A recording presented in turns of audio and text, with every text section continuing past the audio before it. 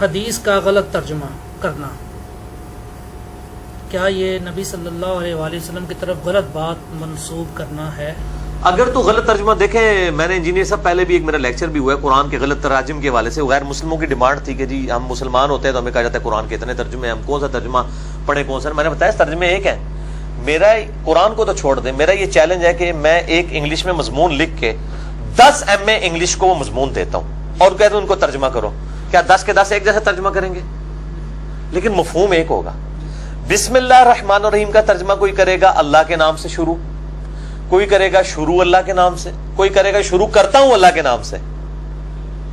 تو سارے اللہ کے نام سے شروع کر رہے ہیں، شیطان کے نام سے کوئی نہیں کر رہا. تو ترجموں سے ایسا کوئی فرق نہیں پڑتا اگر تھیم وہیں پہ ہے. اگر کوئی بالکل الٹ دیتا ہے تو وہ تو تعریف کر رہا ہے حدیث میں بھی اور قرآن میں بھی، اور وہ مجرم ہے اگر کوئی ایسے کر رہا ہے.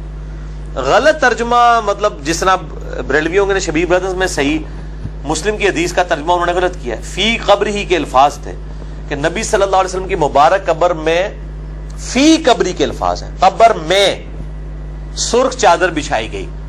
انہوں نے ترجمہ کر دیا قبر پر سرخ. اب پر کے لیے تو عربی میں اعلی آتا ہے، آن، آن دا گریو، ان دا گریو، بڑا فرق ہے. عربی کے الفاظ ہیں ان دا گریو، یعنی فی قبری، ان کی قبر مبارک میں سرخ چادر بچھائی گئی، اس لیے کہ وہ آپ سے کے استعمال میں بھی تھی، اور وہ روایت کمزور ہے ترمذی کی کہ سرخ کپڑا نہیں مرد پہن سکتا، کمزور ہے. وہ یعنی مٹی جو ہے آپ سے کے جسم مبارک کے ساتھ نہ چھوئے، تو اس کے لیے قبر کے اندر چادر بچھائی گئی، اس کے اوپر آپ سے کا جسم مبارک رکھ کے آپ کو دفنایا گیا. انہوں نے ترجمہ کر دیا قبر پر چادر. حالانکہ ایک عام اسٹوڈنٹ کو بھی جس کو عربی آتی ہے، اب تو سافٹ ویئر بن گئے، ایک طرف عربی ڈالیں تو 50 زبانوں میں ترجمہ 1000 زبانوں میں کر دیتا ہے سافٹ ویئر. یہ تو بیسک عربی ہے، الا قبری ہی اور فی قبری ہی، زمین آسمان کا فرق. ترجمہ غلط کر دیا. تو دوسرا ان کے خلاف بھی یہ سرخ چادریں تو نہیں بچھاتے، یہ تو سربس بچھاتے ہیں، تو خلاف سنت چل رہے ہیں، تو وہ ان کے لیے دلیل بھی نہیں ہے. تو اس طرح کے اگر کوئی ترجمے غلط کرتا ہے تو بے ایمان ہے جو بھی کر رہا ہے، اور کرتے ہیں، مجھے پتا ہے علماء کرتے ہیں یہ بے ایمانی، اور یہ علماء ہی کرتے ہیں. یہود کے بھی علماء ہی کرتے تھے، ہمارے بھی علماء ہی کرتے ہیں، کیونکہ وہی خرابیاں اس امت میں آنی ہیں. اچھا سر، ایک سوال یہ ہے کہ ضعیف حدیث کا ضعف نہ جانتے ہوئے اس کو بیان کرنا، اور ایک ہے کہ ضعیف حدیث کو اس کا ضعف جانتے ہوئے بیان کرنا، کیا یہ دونوں باتیں ایک جیسی ہیں؟ نہیں، ایک جیسی تو نہیں ہے. ایک بندے کیا اس میں جو سیکنڈ ہے، کیا یہ نبی صلی اللہ علیہ وآلہ وسلم کی طرف غلط بات منسوب کرنا نہیں؟ دیکھیں، ایک بندے کو پتہ ہی نہیں ہے کہ یہ حدیث ضعیف ہے اور وہ بیان کر رہا ہے، تو ظاہر ہے وہ تو معذور ہے. ایون وہ کسی چیز کو بیان کر دیتا ہے جو حدیث بھی نہیں تھی، معذور ہے. لیکن اس کو یہ بھی کہا جائے گا کہ بھئی تو اللہ کے نبی کے بارے میں احتیاط سے گفتگو کر، مسلمان ہے. ایک عام انسان پہ تہمت نہیں لگائی جا سکتی، نبی کے اوپر تہمت لگائے گا؟ جب تک تیری تحقیق ہی نہیں ہے تو حدیث بیان کیوں کر رہا ہے؟ کتنے ٹی وی اینکر آ کے حدیثیں بیان کر کے چلے جاتے ہیں، کئی حدیثوں کو قرآن کی آیت کہہ کے بیان کر جاتے ہیں، کئی قرآن کی آیات کو حدیثیں کہہ. تو تم لوگ اللہ کے بندوں بولتے کیوں ہو؟ صحیح مسلم کی پہلی حدیث مولا علی علیہ السلام سے یہ ہے، اور بخاری میں بھی ہے، جس نے میری طرف جھوٹی حدیث منسوب کی اپنا مقام تو وزخ میں دیکھ لیا. اور صحیح مسلم میں جو خوارج والا چیپٹر ہے اس میں مولا علی علیہ السلام کا قول ہے کہ مجھے آسمان سے زمین پر گرا دیا جائے، مجھے یہ تکلیف برداشت ہے، لیکن مجھے یہ چیز گوارا نہیں کہ میں حضور پہ کوئی جھوٹی بات منسوخ کروں، کیونکہ اس کا عذاب بہت بڑا ہے. آسمان سے کوئی زمین پہ گرے تو دنیا میں ہی اس پہ تکلیف ہے نا، لیکن جس نے حضور پر جھوٹ باندھا، بخاری مسلم کی حدیث ہے، ایسا مقام اپنا بندہ دوزخ میں دیکھ لے. تو تحقیق کرنا خود ضروری ہے، خود تحقیق کیے بغیر بیان کرنا ہی مجھ جرم ہے. صحیح مسلم میں حدیث ہے کسی شخص کے جھوٹا ہونے کے لیے یہ کافی ہے کہ وہ کوئی بات بغیر تحقیق کے سنی بات کو آگے کر دے. لیکن اگر کسی غلطی سے ہوگی توبہ کر لے. دوسری طرف اگر کسی کو پتا ہے روایت ضعیف ہے، اب اس کا موقف جس طرح ہمارے تبلیغی جماعت والے بھائیوں کا یا بریلویوں کا، دیوبندیوں کا ہے کہ جی وہ ضعیف حدیث فضائل میں قبول ہوگی، ٹھیک ہے، مجھے پتا ہے کچھ محدثین کا بھی یہی موقف ہے، لیکن امام مسلم کا موقف یہی ہے کہ حدیث یا تو الترغیب و ترہیب کے لیے ہوتی ہے، یا حلال و حرام کے لیے ہوتی ہے، یا امر بالمعروف و نہی عن المنکر کے لیے ہوتی ہے. اس لیے حدیث کے معاملے میں احتیاط کرنی چاہیے کہ ضعیف روایتیں، اور امام مسلم کہتے ہیں کیا صحیح حدیثیں کم ہے کہ آپ ضعیفیں لے رہے ہو؟ صحیح مسلم میں جو 92 نمبر روایت کے انڈر انہوں نے یہ ساری بات مقدمے میں لکھی ہے. تو اب جن کا موقف ہے ضعیف روایتیں فضائل میں کہتا ہوں فضائل تک بھی رہتے تو بات ٹھیک تھی. یہ عقیدے بناتے ہیں. ٹھیک ہے, انگوٹھے چومنے والی روایت بعض محدثین کے نزدیک تو ضعیف ہے, بعض اس کو موضوع بھی کہتے ہیں. وضع کی گئی روایت. اب اسے وہ عقیدہ بنا رہے ہیں کہ جو انگوٹھے چومے گا اس پہ شفاعت ہوگی. صرف انگوٹھے چومنے تک رہتے تو بات ٹھیک تھی. درود شریف سے بھی معروم ہو رہے ہوتے ہیں. درود شریف پڑھیں, اور صحیح مسلم حدیث ہے جس نے اذان کا جواب دیا اس کے بعد درود شریف پڑھا اور الوسیلہ والی دعا مانگی تو اللہ تعالیٰ اس کے لیے میری شفاعت کو حلال کر دے گا. تو شفاعت کو حلال کرنے کا یہ طریقہ ہے جو بخاری مسلم میں آیا ہے, الوسیلہ والی دعا, اذان کا جواب اور درود شریف. آپ بتا رہے ہیں انگوٹھے چومنے والا جس میں نہ دعا ہے, نہ درود شریف ہے, نہ الوسیلہ والی دعا ہے, نہ اذان کے جواب کا آپ ذکر. جب آپ سنت کو پیچھے کر رہے ہیں تو پھر اس طرح کی چیزیں. تو انگوٹھے چومنے والی روایت جو ہے یہ یعنی یہ وضع کی گئی روایتوں میں سے. جیسے ابن جوزی کی کتاب ہے الموضوعات, وضع کی گئی بڑی بڑی حدیثیں. ابن جوزی نے المتوفى 597 ہجری انہوں نے ایک کتاب لکھی ہے یزید کے رد پہ. ایک انہوں نے الموضوعات, بڑی بڑی وضع کی گئی روایتیں. اور میں نے پچھلی دفعہ بھی وہ بول ٹی وی والے چینل کو رسپانس کرتے میں نے کہہ دیا تھا کہ ابن جوزی کی کتاب الموضوعات میں یہ روایت ہے.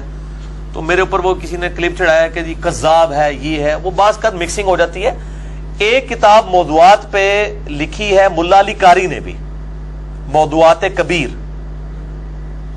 بیسیکلی یہ اس میں ہے, میں نے اس میں ابن جوزی کا الموضوعات کہہ دیا تھا.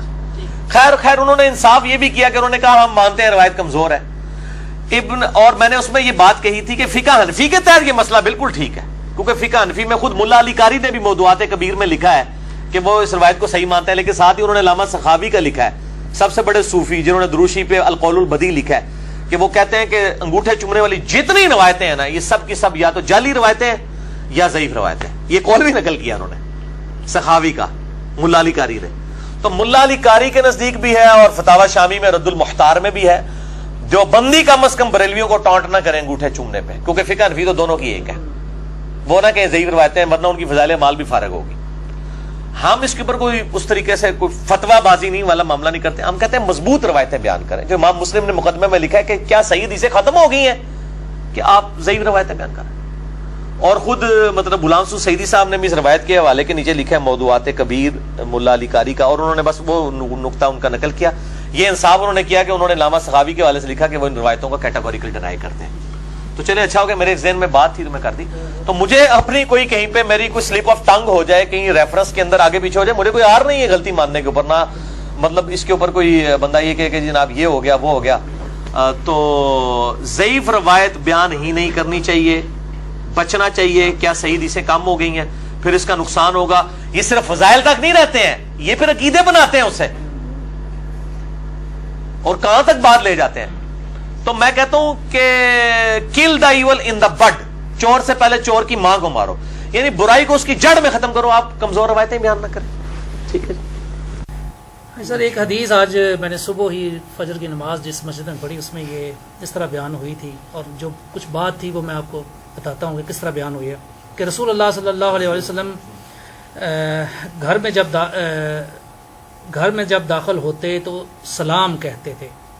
اور اس حدیث کو بیان کرنے کے بعد ایک جو امام صاحب تھے انہوں نے کہا جی کہ ایک فلاں حضرت اور مولانا نے یہ بھی لکھا ہے کہ گھر میں داخل ہوتے وقت گھر میں پہلے دایاں پاؤں رکھنا چاہیے.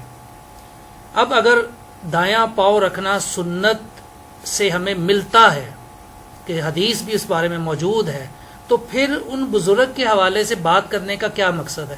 کیا وہ نبی صلی اللہ علیہ وآلہ وسلم کے مقابلے میں لانا ہے ان کو؟ نہیں, جاہل آدمی یہ تو اسی سے پوچھے, مقابلے میں تو نہیں لا رہا.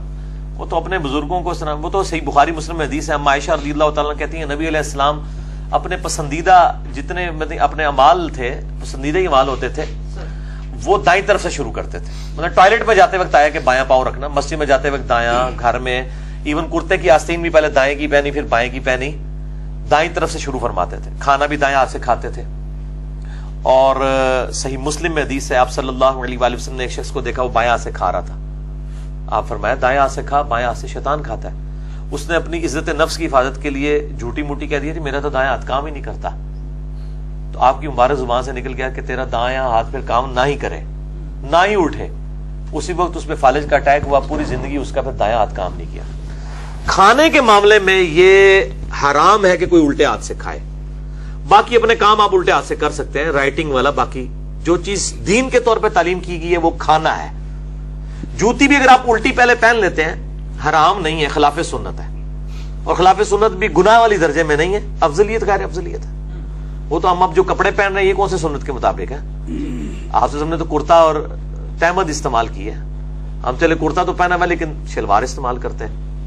تہمد بھی میں کبھی کبھار باندھتا ہوں سنت پوری کرنے کے لیے. تو جن سنتوں کو ایز اے دین تعلیم فرمایا آپ صلی اللہ علیہ وآلہ وسلم نے, اس سے آپ نہیں وائلیشن کر سکتے.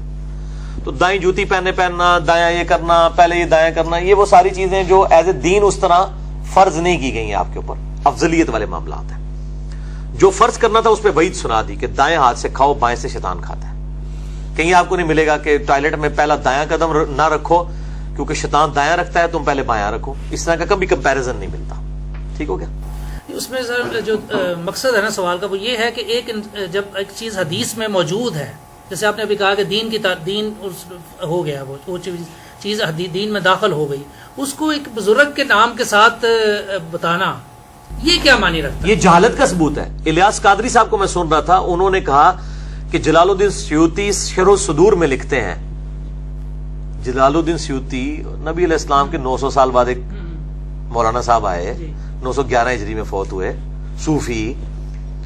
پچھلے 900 سال میں کسی نے یہ بات نہیں نکل کی. اور آگے کیا لکھا کہ وہ لکھتے ہیں کہ حضرت جو اسرائیل علیہ السلام تھے, ملک الموت, وہ انسانی شکل میں حضرت موسیٰ کے پاس آئے تو حضرت موسیٰ نے ان کو تھپڑ مارا, ان کی آنکھ نکل گئی. یہ حدیث بخاری کے اندر موجود ہے. اور وہ کہتے ہیں کہ جلال الدین سیوطی فرماتے ہیں ان کو پتہ ہی نہیں کہ بخاری کی حدیث ہے.